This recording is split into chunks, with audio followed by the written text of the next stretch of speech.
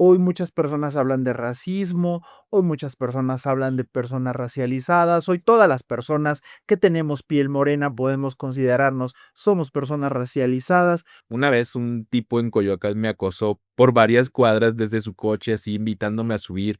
Esa era una. Entonces ahí la hipersexualización.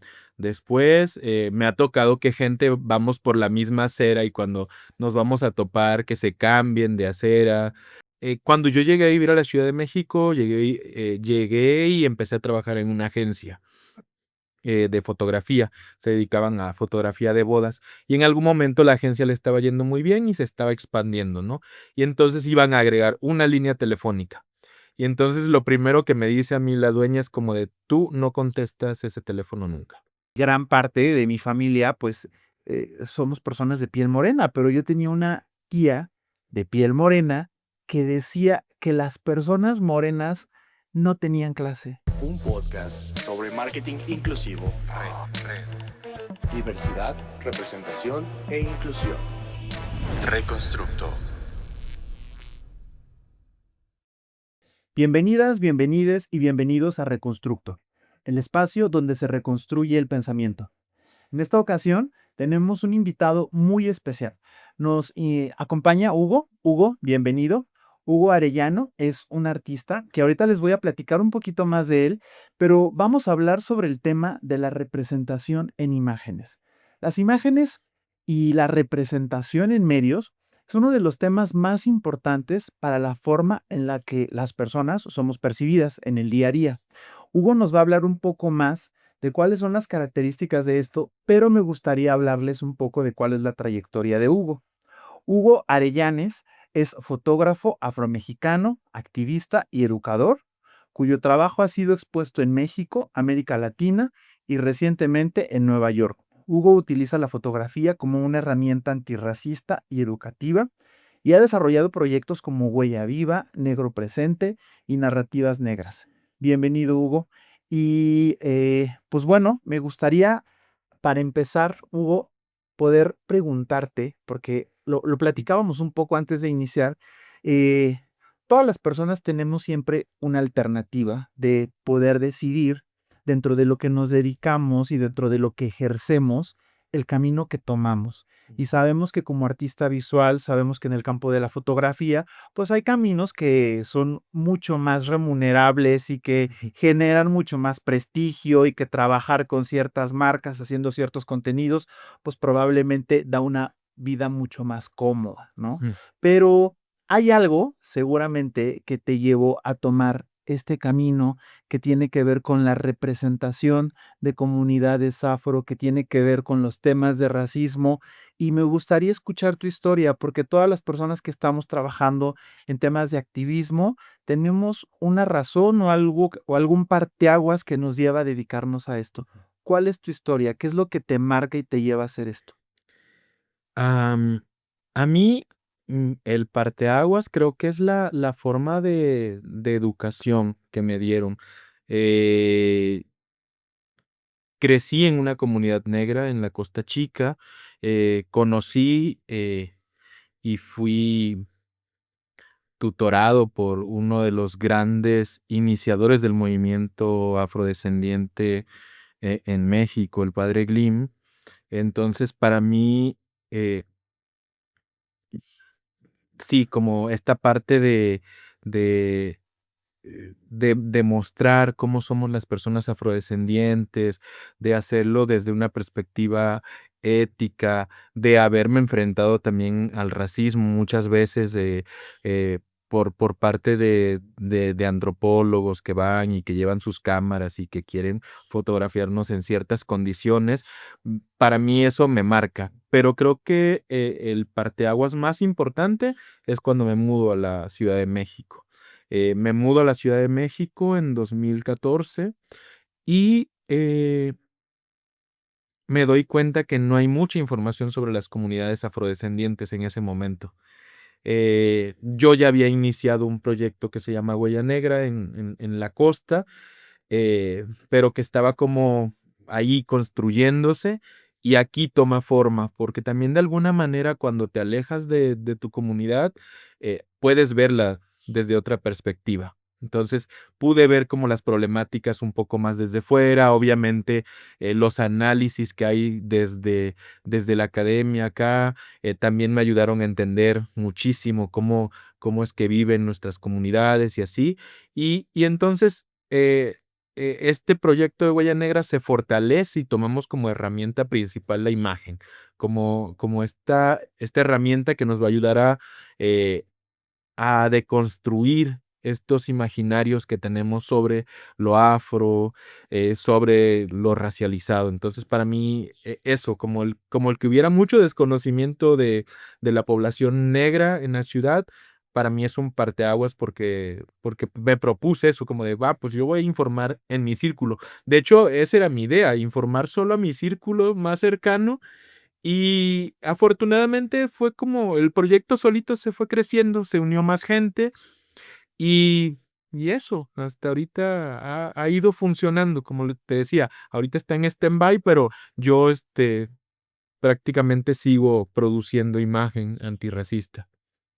Acabas de mencionar algo súper importante, Hugo, y es este imaginario del racializado. Ujú, Y justamente es que este tema del racializado, pues es un tema que hasta hace muy poco tiempo se empieza a hablar, ujú, ¿no? Y me gustaría poder preguntarte un poco más al respecto, porque justo lo habla mucho Spivak en El poder del subalterno, ¿no? ujú, Como cuando se habla de alguna otredad, siempre se habla desde esta idea que el grupo dominante, que esta hegemonía tiene, pero nunca desde la realidad que esta otredad está viviendo, ¿no? Entonces, hoy muchas personas hablan de racismo, hoy muchas personas hablan de personas racializadas, hoy todas las personas que tenemos piel morena podemos considerarnos somos personas racializadas, pero ¿a qué te refieres tú con este imaginario y con esto que tú empezaste a percibir que no era probablemente lo que tú sentías que era lo que se debía representar? ujú. Bueno, cuando yo digo que empecé a percibir cosas, me refiero a que percibía cosas negativas sobre mi corporalidad. Entonces, por ejemplo, me tocó varias veces ir por la calle.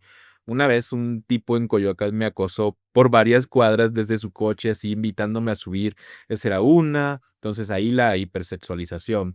Después me ha tocado que gente vamos por la misma acera y cuando nos vamos a topar que se cambien de acera porque leen mi cuerpo como un ente peligroso.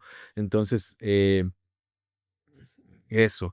Eh, sí, como que entonces también se me asignan ciertos trabajos por defecto, o sea, estando en algún supermercado me preguntan si trabajo ahí cuando no, o sea, como varias cosas que la gente da por hecho.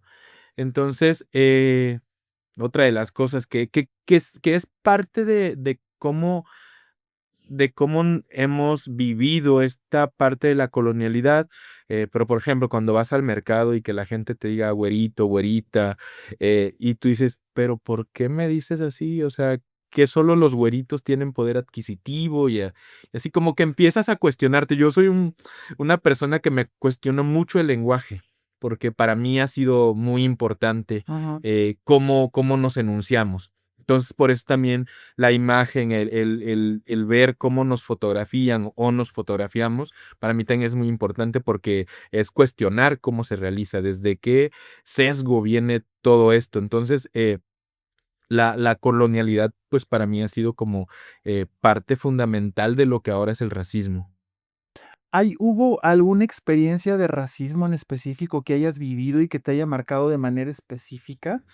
Mm, pues hay muchísimas, pero una que yo recuerdo, cuando yo llegué a vivir a la Ciudad de México, llegué y empecé a trabajar en una agencia de fotografía. Se dedicaban a fotografía de bodas y en algún momento la agencia le estaba yendo muy bien y se estaba expandiendo, ¿no?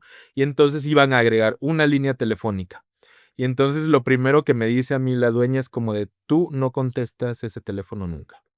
Porque aparte al sector al que fotografiaban era la élite política y empresarial, pues de alto nivel en Ciudad de México. Y entonces yo así como primero lo tomé así como de, bueno, pues menos chamba, ¿no? Pero ya después me lo empecé a cuestionar como, ¿por qué yo no puedo contestar el teléfono? Y ya me dice, pues por tu tono de voz. O sea, porque tienes acento costeño todavía. Y aquí, pues, nuestra empresa me da un discurso acá bien tonto, y yo así como de, okey. Entonces, entendí que para ellos la forma de hablar también tiene una racialización y que se asigna como a ciertas poblaciones. Entonces, como que siempre nos están diciendo que hablamos mucho, que hablamos mal el español, como esas cosas. Para mí, después ya de analizarlo y de estar pensando en de wow, o sea, mi tono de voz es súper importante. Después con el tiempo también lo vas asimilando y vas cambiando formas. Por ejemplo, yo en algún momento platicaba que algo de lo que perdí al mudarme a la ciudad fue parte de mi léxico. O sea, yo erradiqué muchas palabras de mi vocabulario porque era, eh, no, no, no podía estar hablando como hablo en la costa, porque tenía que estar todo el tiempo traduciéndole a la gente el significado de las palabras. Entonces fue como, pues no, ya las quito y solo las utilizo cuando estoy en mi territorio. Claro. Y es que tienes razón, son experiencias que marcan, ¿no? Yo recuerdo cuando era niño, mi familia, parte de mi familia es originaria de Veracruz, y gran parte de mi familia, pues, somos personas de piel morena, pero yo tenía una tía de piel morena que decía que las personas morenas no tenían clase, ¿no? Ujú, Y que las personas morenas no tenían clase. Y lo decía el mismo Federico Navarrete en su libro México Racista, ¿no?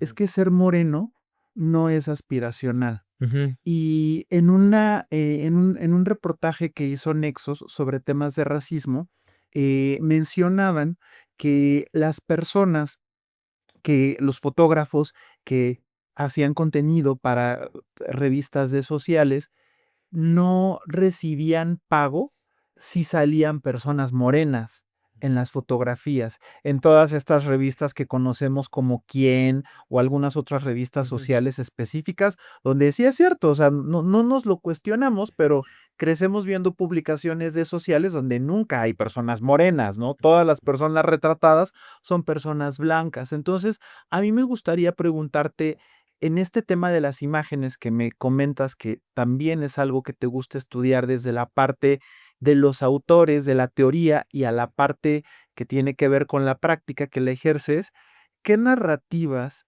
en nuestro país crees que han ayudado o han impulsado este tipo de agresiones o este tipo de estereotipos Ujú. para la parte racista? Pues creo que hay varios factores, pero creo que los medios que incluyen imágenes como la televisión, las revistas impresas, periódicos, y también los discursos que, que estigmatizan a las poblaciones racializadas son contribuyen a este fomento del racismo. O sea, para mí es muy impactante ahorita cómo las redes sociales han explotado en racismo. No puedo decir que antes de Trump no había, pero ahorita que uno de los países más poderosos tenga a alguien abiertamente racista y que se estén posicionando desde esa trinchera, ha hecho que mucha gente también diga: "Ah, pues yo también puedo", porque no está pasando nada. O sea, no hay alguien que pueda detenerlo y decir, no puedes ser racista, no puedes emitir estas opiniones. Entonces, para mí los medios de comunicación que reproducen estos discursos también, o la comedia, porque en México también hay un montón de comediantes que creen que, sacar una risa mientras y puedes utilizar cualquier contenido para sacar una risa, es válido y es comedia. Y aquí hacía, no me acuerdo qué analista hacía, en algún momento una, ¿cómo se dice? ¿Parodia? No, no, no, hacía, bueno, explicaba cómo es que nace la comedia en algún momento. Y él decía que existían los bufones, pero para reírse de alguien que estaba en más arriba en el poder, no para burlarse de los de abajo. Esto era la comedia en su origen. Y entonces, que ahora la comedia siempre se burle del que está más abajo y no del que está arriba, pues es como no está funcionando, pues, o sea, porque ¿cuál es el sentido entonces de estarnos burlando siempre del más jodido? Claro.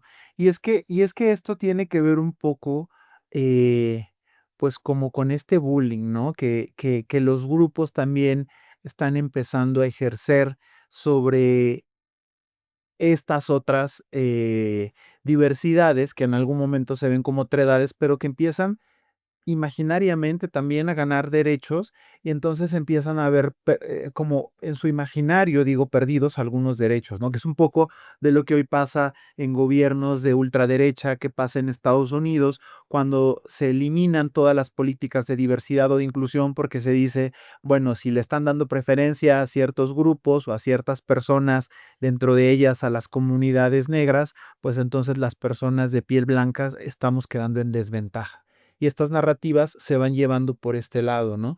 Y explica un poco de lo que pudiera pasar, pero por otro lado también hay marcas y hay narrativas que quieren subirse a este trend, que Ujú. quieren formar parte, pero muchas veces existe el reclamo de que se hace desde la exotización, desde la superficialidad.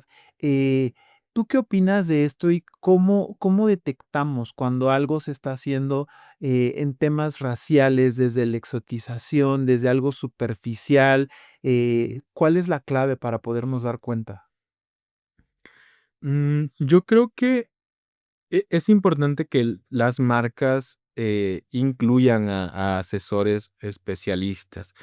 Sí, sí pueden ser de las comunidades mucho mejor, porque ¿quién mejor que alguien que ha vivido estas prácticas para poder asesorar en cómo combatirlas?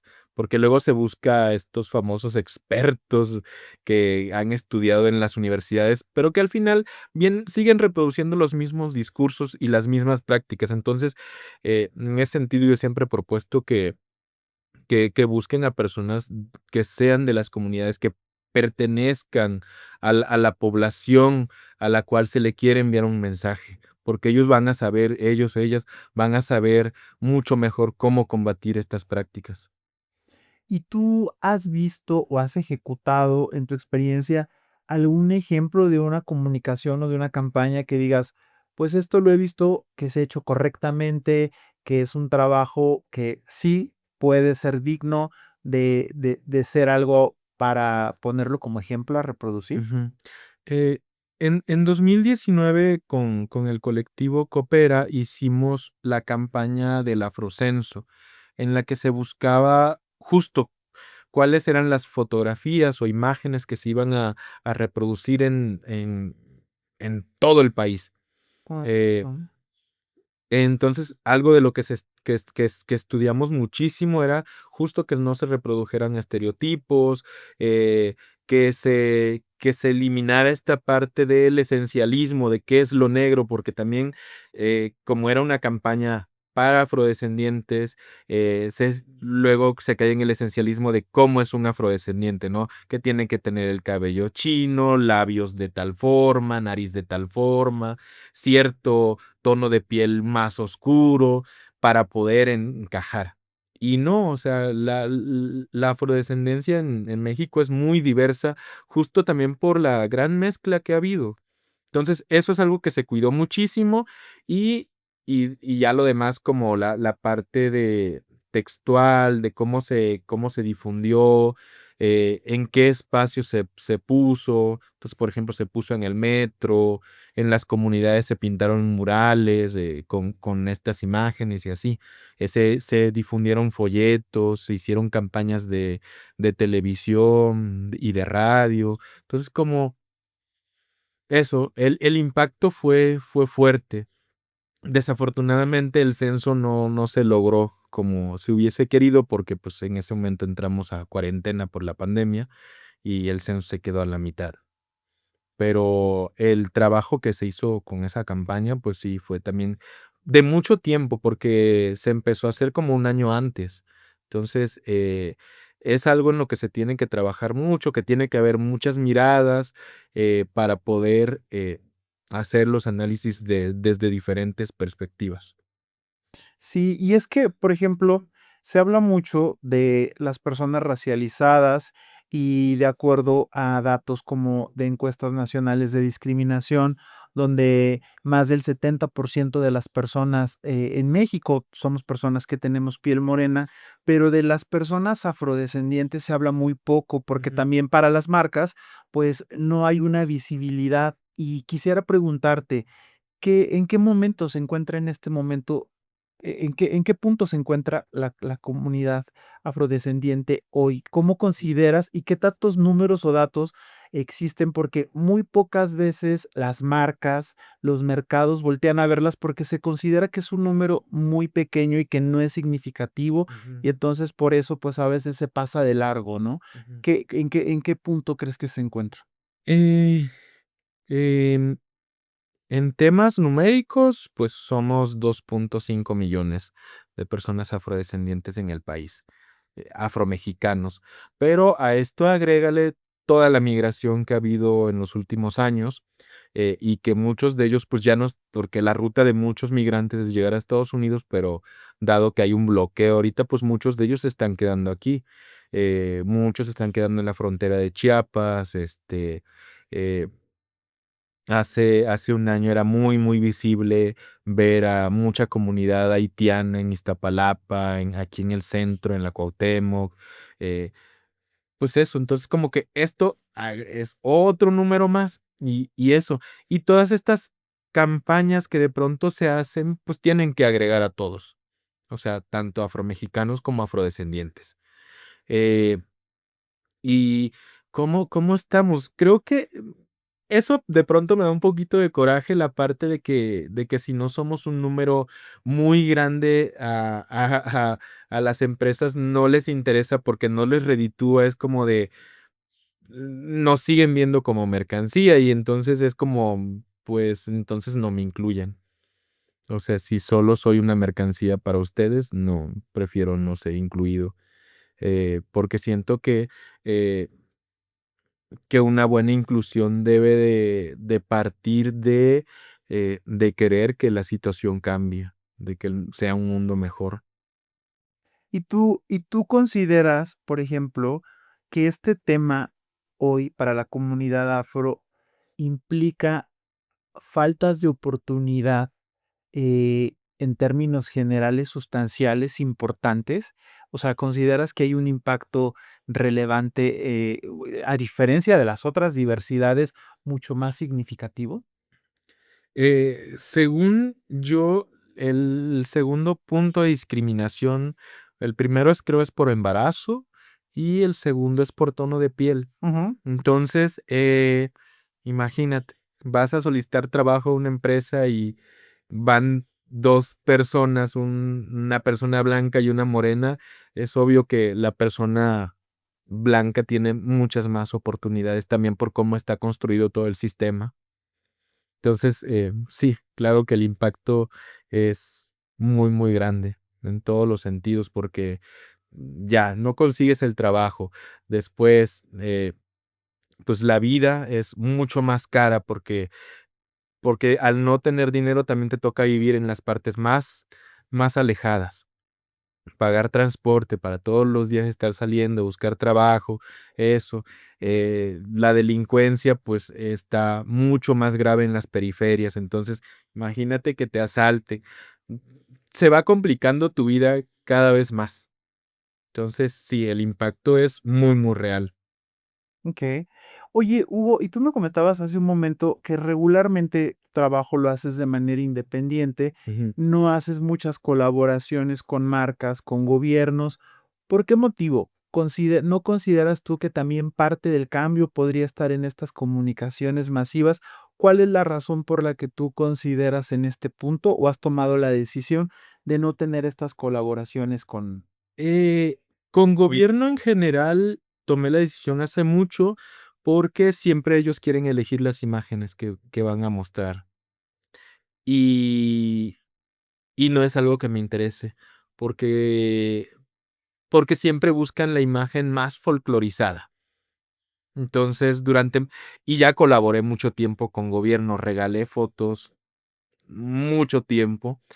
Y cuando yo he pedido ayuda a gobierno para alguna beca, eh, nunca hay presupuesto. Entonces, la última que me pasó, no voy a mencionar a la institución, pero me dijeron así como de, oye, hicimos una selección de tu trabajo, son estas fotos, necesitamos autorización para hacer una exposición. Y les dije, sí, con mucho gusto. Les dije solo que yo ahorita estoy yendo a dar talleres a la montaña alta de Guerrero y estamos armando una biblioteca allá. Dije, ¿pueden donarnos libros? Dijeron, ay, es que es una gestión muy larga conseguirte libros. Y entonces yo así como de, pero ustedes tienen muchos libros en su espacio.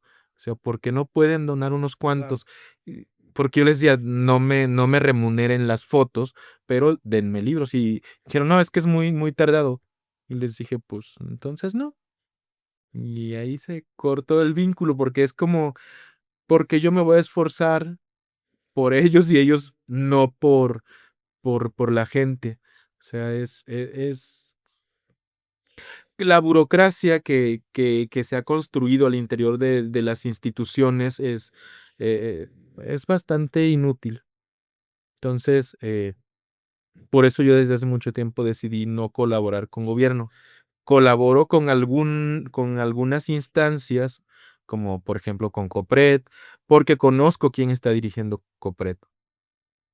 Por ejemplo, apenas también colaboré con el mecanismo de protección a periodistas y defensores de derechos humanos, porque también conozco a la directora y sé cómo son como personas fuera de la institución, y que sé que esta personalidad la llevan adentro de la institución, y que son personas conscientes, que han hecho también en algún momento activismo y así, y entonces son ese tipo de personas con las que sí colaboro. Y con las marcas, ¿cuál Pues, es el motivo? con las marcas, la verdad, nunca he tenido la oportunidad, o sea, como que las marcas tienen como mucha gente y de pronto como te decía, no están interesados en una población que es tan pequeña. Como que dicen: "Ah, pues no, no", sí, o sea, como que de pronto se hacen estas campañas de bolsa de trabajo y que dicen que van a incluir a personas, pero en realidad terminan contratando a los mismos de siempre. Claro.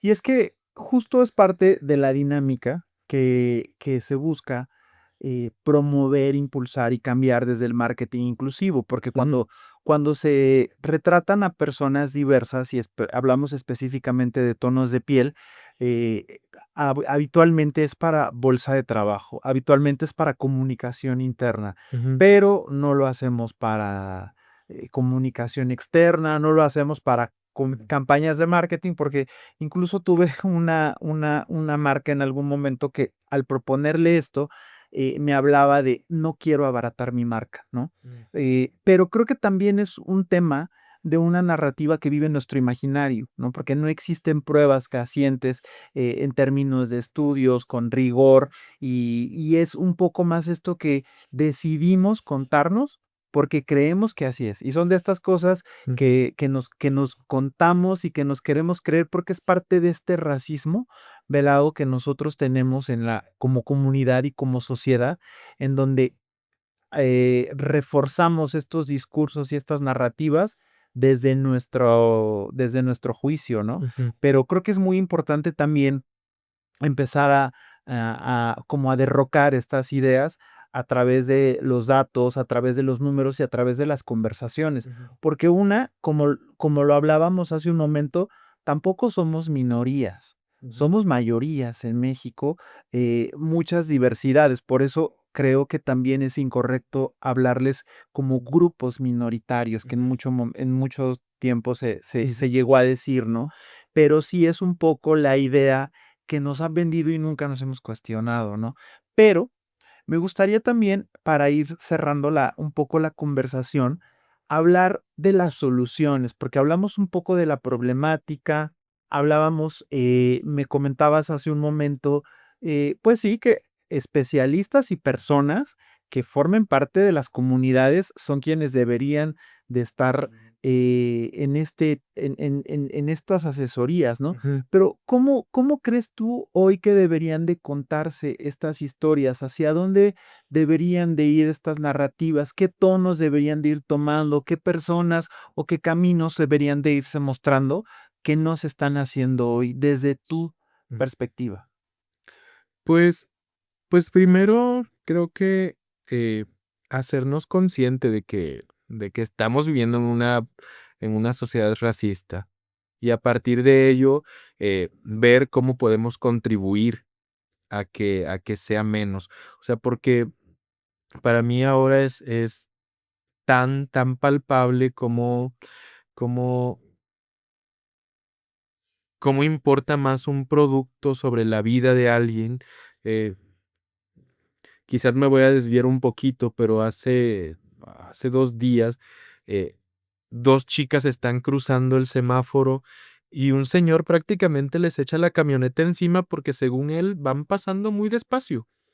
Y cuando él tiene el alto, pero como él iba a girar, es como de necesitan, porque entonces es más valioso alguien que va en un coche que alguien que va caminando. Entonces, eso, cambiar la perspectiva de valor, ponerle el valor nuevamente a la vida y decir que las vidas son las importantes y no el poder adquisitivo que tengamos. Entonces, eh, y de ahí no nos podemos ir con muchos más temas, pero creo que eso, poner en perspectiva, esto, el producto y y la vida humana. O sea, yo hace tiempo hacía una reflexión de que en algún momento me estaba yo quejando de algo y y fui a denunciarlo como discriminación y nadie me hacía caso. Después fui y puse una queja ante Profeco como consumidor y se resolvió mi conflicto muy, muy rápido. Entonces, como de, ¿cómo puede ser que la parte de que se me discrimina en un establecimiento no haya sido atendido? Pero cuando digo, soy un consumidor, alguien que tiene dinero y puede comprar en el establecimiento, y entonces todo el mundo dice, no, sí, pues porque sí, sí puede consumir, entonces sí hay que hacerle caso. Entonces, como a mí me parece tan desbalanceado esta parte, que es como, no podemos seguir viviendo con esta dinámica y con este sesgo hacia convertirnos nosotros mismos en producto. Claro. Y es que muchas veces, esto viene de la mano del valor y de los estereotipos que se van fomentando en la comunicación y en los medios, ¿no? Ujú. Por ejemplo, sobre la comunidad afro, eh, ¿qué tanto crees tú que hoy han afectado los estereotipos que se han construido? Porque si hay comunicación, ¿qué tan estereotipada es la comunicación que existe? Pues pues no sé, por ejemplo, si me tengo que referir como a medios más locales en este caso Guerrero, que es el caso que conozco, pues toda las campañas publicitarias que se hacen en la región, están folclorizadas. Tienen que ver con danzas, con bailes, con tipos de vestimenta, y como si la gente anduviera con una prenda tradicional todo el año, lo cual no es cierto. O sea, la gente se pone estas prendas tradicionales cuando va a una fiesta que tiene temática tradicional. Entonces, justo erradicar estas cosas y decir, no, pues la gente no anda así todo el tiempo, pero como eso es lo que vende, también se ha construido una idea de pueblos mágicos y cómo tienen que ser estáticos todo el tiempo. En algún momento me estaba enterando que el gobierno da pintura para que siempre se mantenga de un solo color o de los colores que eligieron para ese pueblo y es como de cuál es el sentido, pues, o sea, como que piensan que la cultura tiene que ser estática y no, la cultura no es estática, se está alimentando todos los días de lo que está ocurriendo en el mundo. Entonces, por ejemplo, cuando de pronto cuestionan que alguien en una comunidad eh, no tenga acceso al internet y de pronto es como de, ¿cómo es posible que sigan sin acceso al internet? Pero no se está viendo que no hay carreteras, que no hay acceso al agua, que no hay acceso a políticas públicas. Eh, te mencionaba hace rato esta publicación que hice ayer sobre una fotografía y yo mencionaba que después del 2019, cuando se da el reconocimiento constitucional de las poblaciones negras, el gobierno como que dice, pues hay que promocionar a las poblaciones negras, pero todo se vuelve danzas, se vuelve vestimenta, se vuelve comidas típicas y es como de, ajá, ¿y las leyes secundarias para cuándo? O sea, ¿para cuándo vamos a tener una escuela, una universidad en nuestras comunidades, un hospital de alto nivel para que la gente se atienda, campañas de salud? Entonces, como eso, ¿no? Como que hay mucho por hacer todavía, y creo que ese es el punto en el que estamos, que ahorita estamos como en la parte de exigir políticas públicas que de verdad se aterricen ya, porque del 2019 que se da el reconocimiento hasta ahora que estamos en 2025, pues ya hay bastante camino, o sea, terminó medio decenio internacional, está por comenzar otro decenio y es como de qué se está haciendo para las comunidades. Claro. Y es que en tu trabajo tú plasmas representación con el colectivo Huella Negra, eres consultor de COPRED, estás todo el tiempo trabajando por representar, por trabajar en pro de tu comunidad. Pero hablábamos también de que el activismo cansa y desmotiva y muchas veces empiezas con toda la pila arriba y terminas diciendo, ¿sabes qué? Tengo que comer. Ahí nos vemos. Me voy para el otro lado. ¿Cómo, cerrando esta conversación, cómo haces tú para poder continuar haciendo tu trabajo, para poder subsistir y para no perder esta energía en el camino? Eh, pues hago foto comercial también, pero dirigida a bodas. O sea, este es el tipo de foto comercial que hago, de bodas y así, y con eso, pues pago mi forma de vivir y a veces también estas fotos que hago sobre poblaciones afrodescendientes, pues hay alguien que quiere iniciar una colección de fotografías y pues van adquiriendo. Esa es como la manera. Eh, y también doy charlas en espacios, universidades y así. Y los talleres, estoy dando talleres de fotografía antirracista. Entonces, como que hago muchas actividades para poder mantener el activismo. Y como dices, sí, es bastante. Yo ahora le digo que es bastante enfermizo ser activista, porque te enfermas de estrés, estás todo el tiempo agobiado cuando ves que ciertas políticas públicas no avanzan y que no dependen del derecho, sino de voluntad política.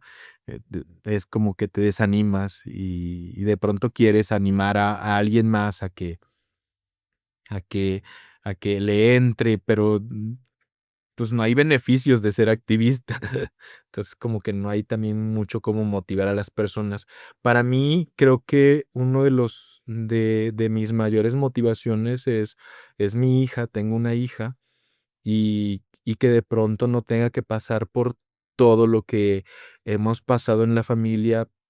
Para mí ese es un gran motivo, decir, bueno, pues informarla a ella principalmente de cómo manejarse, de qué herramientas tener en la vida para poder vivir de alguna manera, pues, sin tantos tropiezos. Hugo, si tuviéramos que implementar una acción para poder reconstruir la forma en la que pensamos, la forma en la que miramos a las comunidades afro, que no vaya a algo tan complejo como políticas de gobierno y que pudiéramos hacer todas las personas que estamos viendo este contenido desde el día de hoy, ¿cuál sería la que tú podrías poner sobre la mesa? Habría dos que me parecen sencillas. Una es, y que gira en torno a la imagen, una es meterse a ver su álbum familiar. Esos álbumes que están guardados ahí, ver cómo eran sus abuelos, dónde vivían. Creo que eso nos va a llevar otra vez a un sentido de pertenencia y de poder detener tantito este aspiracionismo en el que estamos viviendo constantemente. O sea, ver cómo eran nuestros abuelos para mí es básico. Y la segunda es, de pronto en una cena, hablar sobre lo que es el racismo. O sea, me parece sencillo hablar. Quizás alguien ni siquiera sabe cómo es el racismo en la familia, y entonces explicárselo, conversarlo, saber qué entiende cada uno por racismo, puede ser una gran puerta para entrar al tema. Pues muchas gracias, Hugo. La verdad es que eres un gran ejemplo de cómo poder continuar con una lucha y con unas acciones que muchas veces hoy se pueden perder en el clicktivismo y en estar haciendo cosas desde redes sociales, pero es una gran muestra de cómo desde tus actividades puedes hacer un cambio, cómo puedes hacer tus temas comerciales también para subsistir, pero no detenernos y no dejar de trabajar por generar un cambio. Entonces, pues gracias por acompañarnos. Eres un gran ejemplo. Vamos a poner también tus redes sociales y pues bueno, esperamos que pronto podamos seguir conversando y colaborar en futuros proyectos. Gracias, Hugo. No, pues muchas gracias a ustedes por la invitación. eh, Les auguro mucho éxito con este podcast. Gracias. Y nos vemos en el próximo contenido. Los esperamos en Reconstructo, el lugar donde se reconstruyen las ideas. Un podcast sobre marketing inclusivo, diversidad, representación e inclusión. Reconstructo.